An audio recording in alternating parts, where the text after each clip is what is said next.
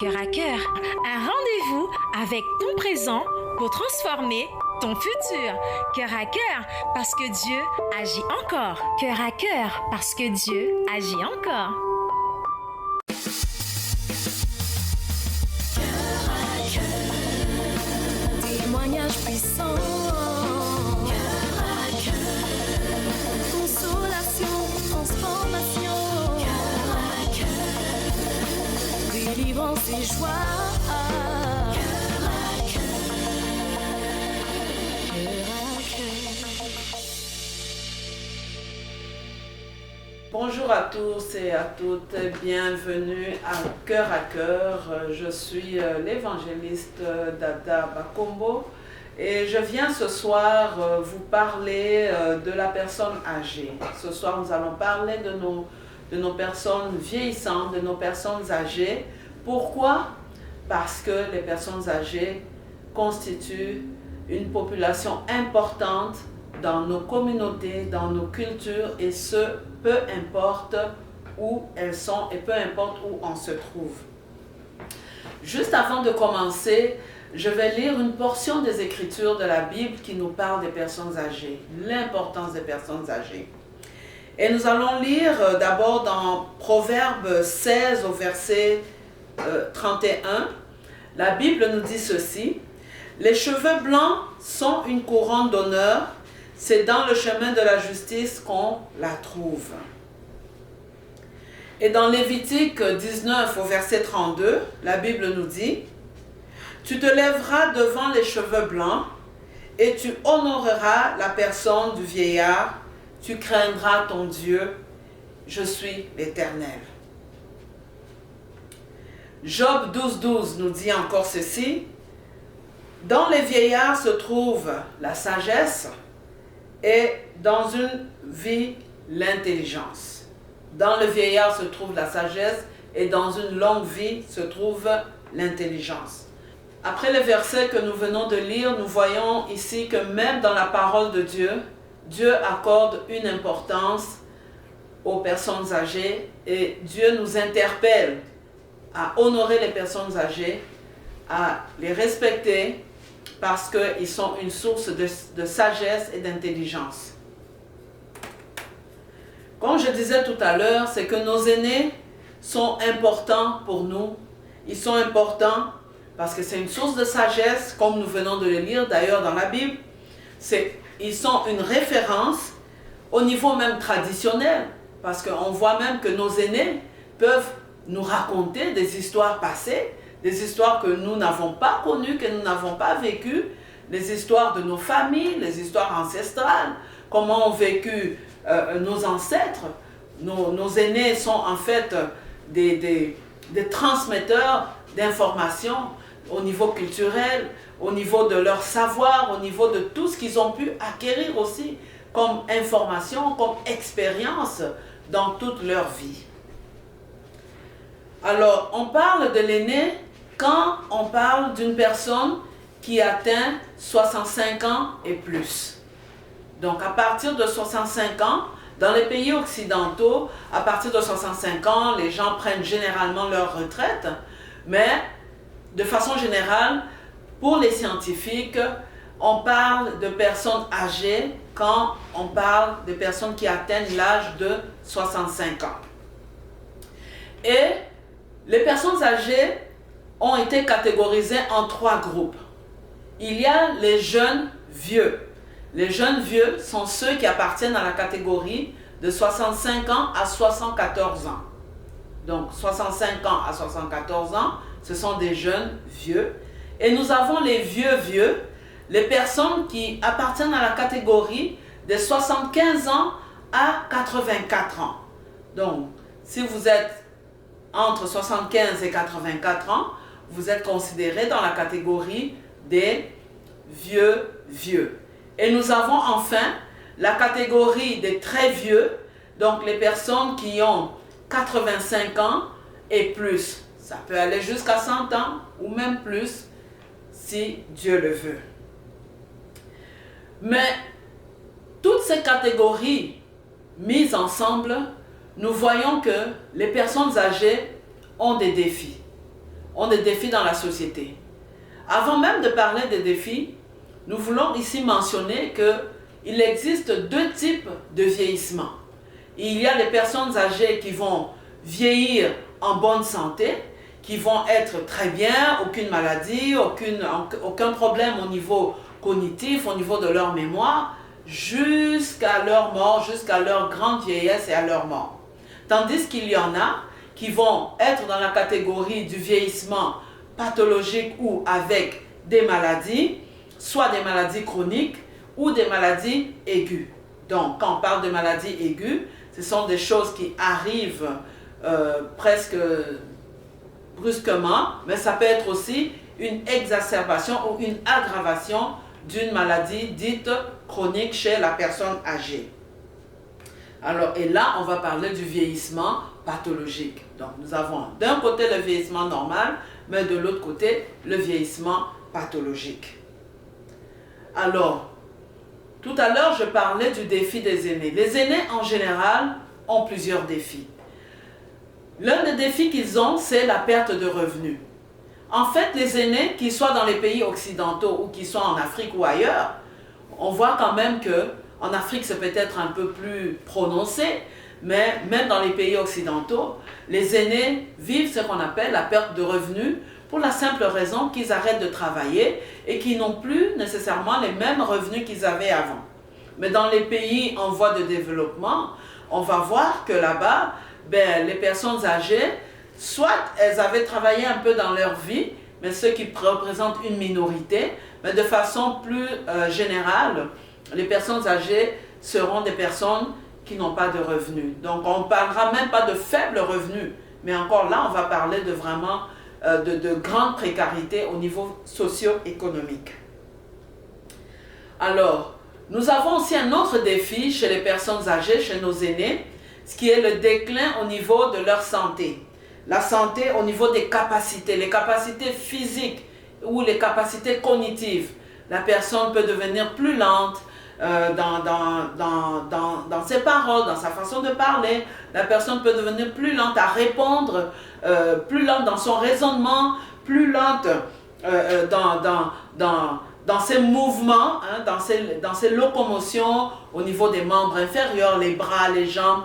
Donc la démarche peut devenir plus lente, un peu plus hésitante. Alors, l'autre défi des personnes âgées, c'est aussi la maladie. La maladie ou la mort d'un être proche. Donc, parfois, on peut penser que les personnes âgées sont déjà âgées, elles n'ont pas de sentiments, elles n'ont pas de cœur ou elles ne ressentent rien, mais ça les affecte. Quand il y a un petit enfant qui meurt, quand il y a son propre conjoint qui meurt, ou quand il y a son enfant qui meurt, vous savez, le deuil pour une personne âgée, une personne vieillissante, est aussi difficile que pour une personne plus jeune. L'une des fragilités des personnes âgées ou des personnes en vieillissement, c'est que, comme on a dit, de façon générale, le vieillissement fait qu'il y a un ralentissement dans tous les systèmes de l'organisme.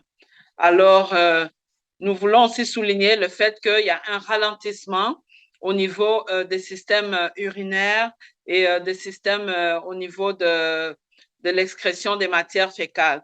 Donc, ça se peut qu'une personne âgée puisse avoir ce qu'on appelle de l'incontinence. Donc, on peut uriner parce qu'elle n'arrive plus à retenir les sphincters les sphincters qui nous permettent de retenir nos urines ou de retenir l'envie d'aller à la selle. Donc, ça se peut que les personnes âgées, ces sphincters-là soient affaiblis. Et donc, c'est important de comprendre que s'il arrive une incontinence urinaire ou une incontinence fécale, ça fait partie du vieillissement. Ce n'est pas de la sorcellerie, ce n'est pas de l'envoûtement, mais ça fait partie du vieillissement. Donc, il serait important que les familles sachent comment aider leurs personnes âgées, proches, un parent, à passer à travers. Donc, ce qu'il faudrait faire, c'est de pouvoir acheter des culottes d'incontinence. Et si la personne est autonome dans ses soins, juste de l'aider doucement, tranquillement, à pouvoir faire sa toilette elle-même et à pouvoir lui montrer comment changer ses culottes. d'incontinence. Mais si la personne a perdu son autonomie, donc en ce moment-là, c'est aux personnes qui l'entourent ou au personnel de soins. Bon, si on va dans un contexte plus en Occident, les gens ont des personnels de soins qui peuvent venir soit à domicile ou dans des centres comme dans les centres hospitaliers de soins de longue durée ou dans des résidences pour personnes âgées. Et là, il y a des personnes attitrées pour les soins partiels ou les soins complets. Mais si la personne est dans sa famille, comme généralement, bon, chez nous, dans les pays d'origine en Afrique, il n'y a pas nécessairement toutes les structures comme en Occident. Donc, c'est à la famille de s'en occuper et de pouvoir aider la personne âgée dans ses soins. Donc, si les soins sont partiels et qu'elle peut jusqu'à un certain point être autonome, ben, on va l'aider là-dedans.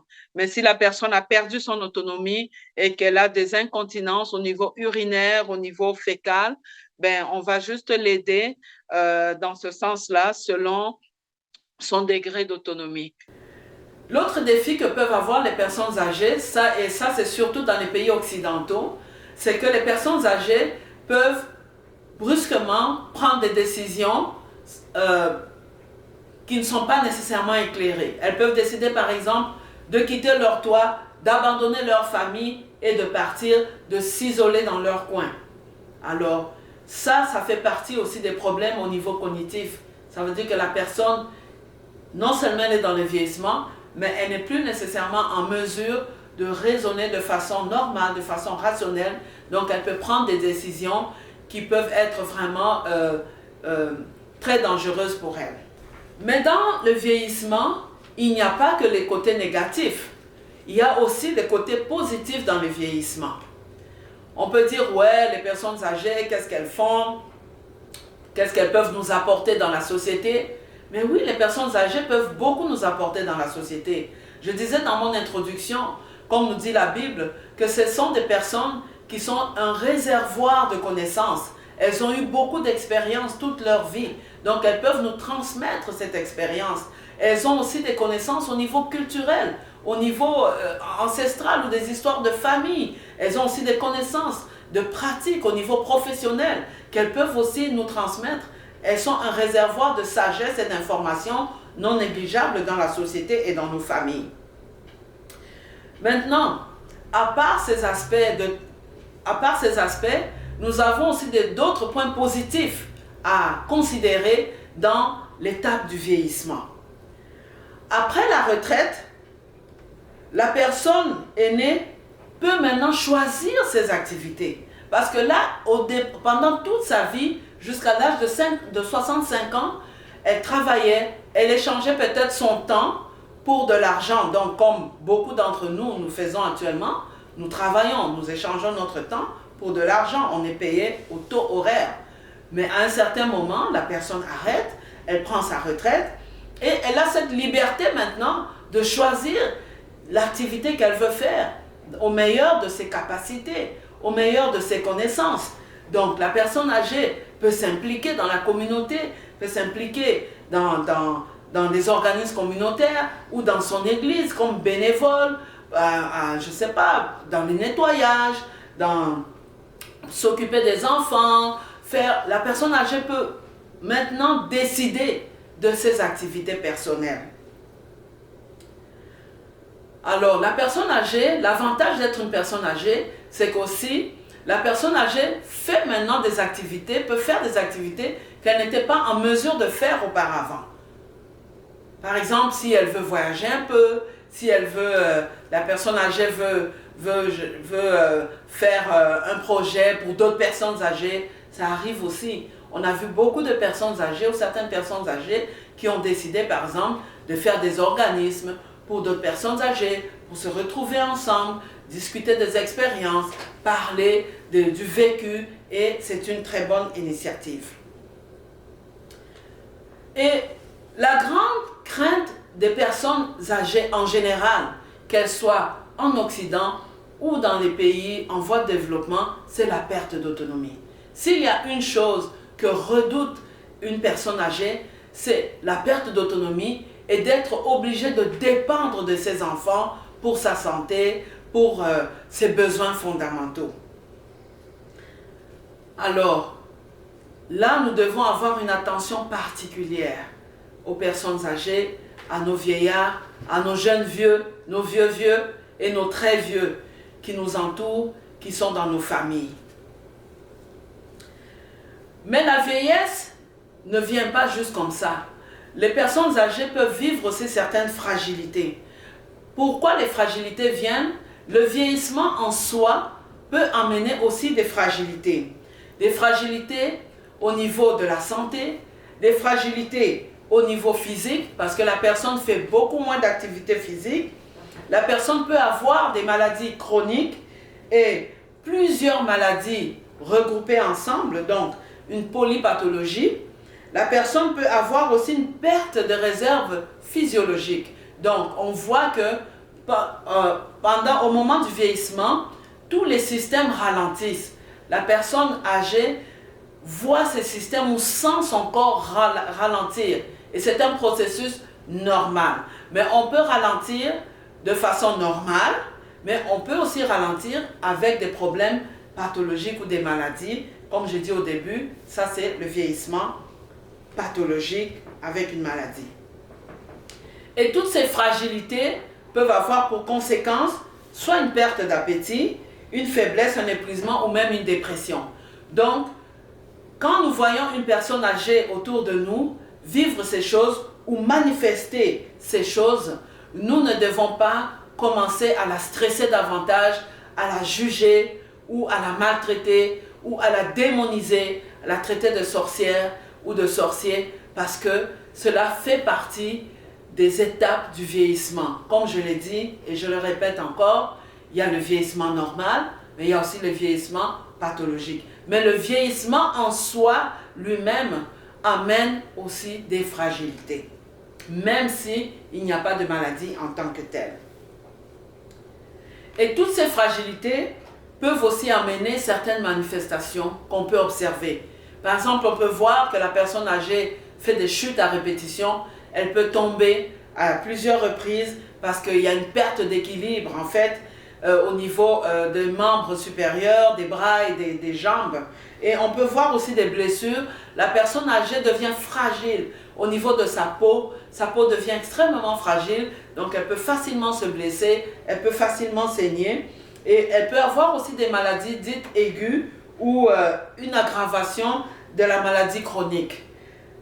On voit aussi la détérioration des capacités cognitives.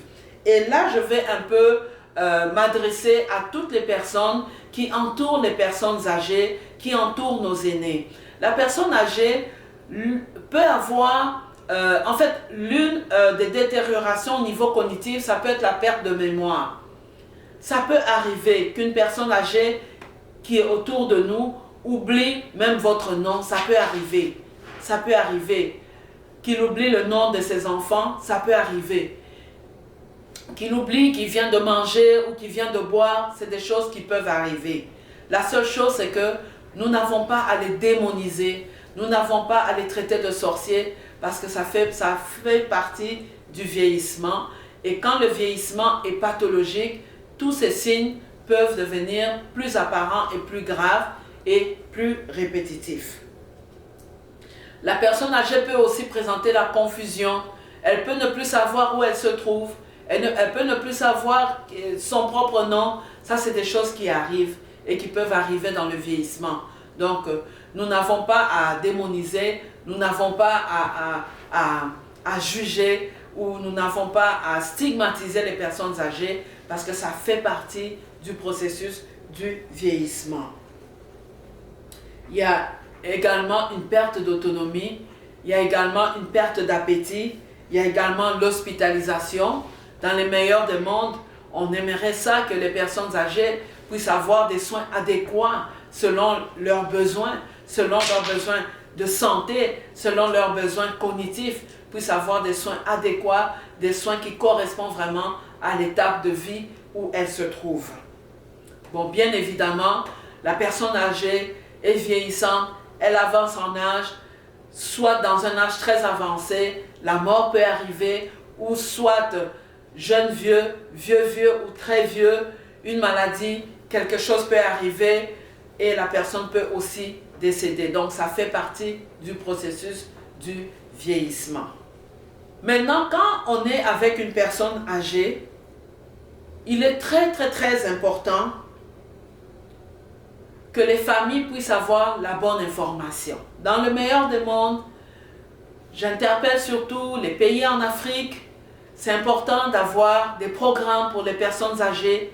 C'est important d'avoir des programmes où les personnes âgées et leurs familles seront outillées par rapport à tous les éléments dont je viens de parler précédemment, pour éviter justement que les personnes âgées puissent être violentées, puissent vivre des abus, soit physiques, des abus sexuels, des abus financiers ou même des abus au niveau psychologique. Maintenant, je vais m'adresser aux personnes issues de l'immigration qui sont en terre d'accueil dans un pays autre que leur pays d'origine.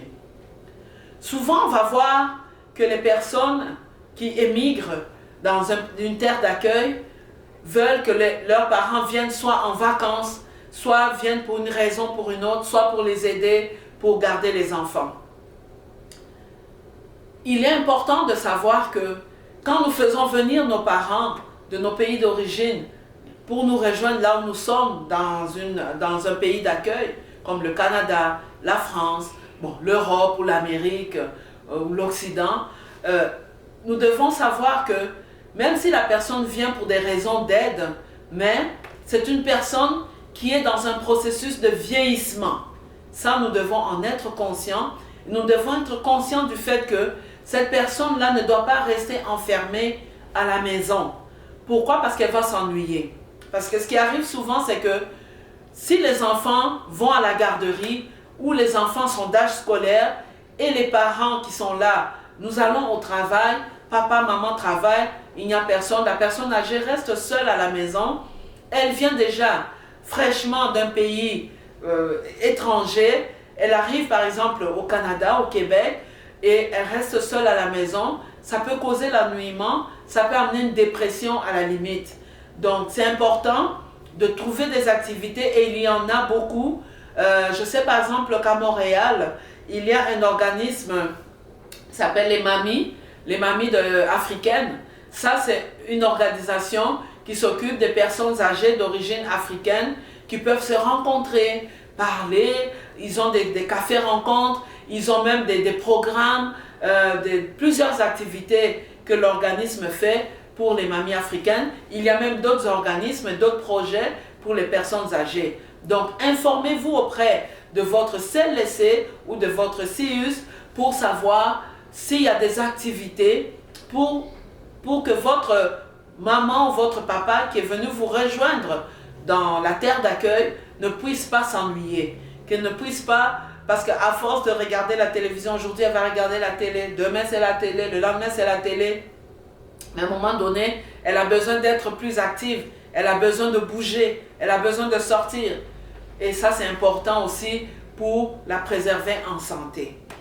Et l'autre chose aussi, c'est d'éviter les abus, d'éviter. Il est vrai que parfois, il y a des personnes qui vont être influencées par certaines doctrines religieuses, si je peux les appeler comme ça, ou certains prophètes, ou certaines prophétesses, ou des pasteurs, ou dans la culture même, dans la société ou dans les communautés, pour vraiment stigmatiser les personnes âgées, où on va dire que votre père ou votre mère est un sorcier, ou votre mère est une sorcière. Mais nous sommes les enfants de Dieu. Nous venons de lire dès le début que nous devons honorer les vieillards. Nous devons honorer les vieillards, nous devons honorer les personnes âgées et nous devons vraiment leur donner le respect. Nous devons les protéger parce que ce sont des personnes qui sont fragiles. Aussi, nous ne devons pas abuser de nos parents. Quand nos parents viennent nous rejoindre dans la terre d'accueil, ils ne deviennent pas des domestiques. Ils ne deviennent pas des personnes qui doivent travailler à la maison comme des domestiques. Non, ce sont nos parents. Et deuxièmement, je parlais tout à l'heure de démoniser les parents. En fait, le simple raisonnement, la simple logique que moi je pourrais apporter ici, à part les versets de la Bible que je viens de lire dès le début, c'est que nos parents, s'ils avaient vraiment voulu nous tuer, nous ne serions pas en vie jusqu'aujourd'hui. Ça, nous devons nous le dire, et nous devons nous le dire vraiment clairement, qu'on ne serait pas en vie. Ils ont eu toutes les occasions qu'ils pouvaient avoir s'ils étaient réellement aussi mauvais que les gens, que certaines personnes veulent nous faire croire. On ne serait même pas en vie aujourd'hui. Même à la conception, on serait mort. À la naissance, pendant la grossesse, on serait mort. À la naissance, on serait mort. On ne serait même pas là aujourd'hui. Donc, si jamais, même si ça serait le cas, si vous êtes enfant de Dieu, mais Dieu vous a donné le pouvoir de prier. Priez pour vos parents. Ne les maltraitez pas. Ne les stigmatisez pas. Peu importe, même si vous êtes en Afrique, respectez vos parents. Honorez les vieillards. Honorez les personnes âgées parce qu'elles sont une source de sagesse. Elles sont un réservoir de connaissances et de transmission de beaucoup de connaissances et de culture à nous et à nos enfants. Alors pour finir, j'aimerais juste vous dire que les personnes âgées, où qu'elles soient, doivent avoir les soins adéquats, le respect qu'ils méritent, doivent avoir le respect de leurs enfants, de leur entourage, ne doivent pas vivre de la violence, ne doivent pas vivre de la maltraitance, de la négligence. Prenons soin de nos personnes âgées, prenons soin de nos vieillards, prenons soin, mettons sur pied des programmes qui vont les aider à s'impliquer dans nos communautés, à s'impliquer dans nos sociétés, à s'impliquer même dans nos familles, même si on est en Afrique, on peut mettre sur pied des programmes. Il y a des églises, il y a des organismes communautaires, on peut les impliquer dans des programmes, on peut les impliquer aussi dans la vie sociale des enfants ou des petits-enfants. On peut les impliquer aussi dans certaines activités au niveau de l'église. Aussi simple que ça. Mais respectons-les, aimons-les, choyons-les, parce que les personnes âgées sont une bénédiction pour nous. Alors nous allons prier pour toutes les personnes âgées. Nous allons les recommander entre les mains du Seigneur. Éternel notre Dieu, nous venons te remettre nos personnes âgées, Seigneur. Tu connais leurs besoins, Seigneur. Tu sais, Seigneur, qu'elles ont besoin de soutien, qu'elles ont besoin d'amour, qu'elles ont besoin, Seigneur, d'être honorées, d'être respectées, qu'elles ont besoin, Seigneur, de voir leurs besoins comblés, Éternel notre Dieu. Seigneur, nous te remercions parce que dans ta parole, tu reconnais, Seigneur, l'importance des personnes âgées, l'importance du vieillard, Seigneur. Fais que nous puissions, Éternel notre Dieu, reconnaître aussi cette importance, les soigner et les traiter selon leurs besoins, les honorer, les élever en dignité, Seigneur, dans nos sociétés. Car ta parole dit, Seigneur, que au dernier temps, les vieillards auront des songes, Seigneur. Merci, Éternel notre Dieu, parce que tu étends ta main. Partout sont nos personnes âgées, leurs besoins, Seigneur, dans nos familles, dans nos églises. Toi, tu les connais, Seigneur, et tu les combles. Bénis-les, Seigneur. Fortifie-les, Seigneur. Étends ta main, Seigneur, sur les personnes âgées qui sont malades, Seigneur, dans nos familles, dans nos communautés, dans notre société, Éternel notre Dieu. Que la gloire te revienne, Seigneur. C'est dans le nom de Jésus que nous avons ainsi prié. Amen. Amen. Amen. Alors, j'aimerais m'adresser aujourd'hui aux personnes âgées. S'il y a une personne âgée, tu es une personne âgée et que tu n'as pas encore reçu Jésus dans ta vie, je viens de lire des passages de la Bible importants où Dieu te reconnaît. Dieu reconnaît qu'en toi, comme personne âgée, il y a la sagesse, il y a des bonnes choses, il y a beaucoup de choses que tu peux apprendre et donner aux générations futures. Si tu n'as pas encore reçu Jésus dans ta vie, la main de Dieu, la main du Seigneur t'est tendue aujourd'hui.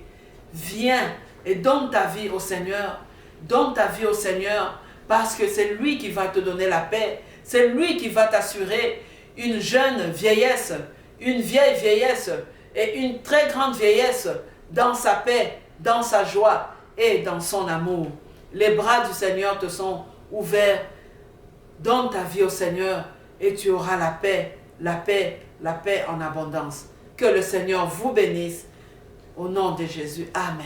Cœur à cœur, un rendez-vous avec ton présent pour transformer ton futur. Cœur à cœur, parce que Dieu agit encore. Cœur à cœur, parce que Dieu agit encore.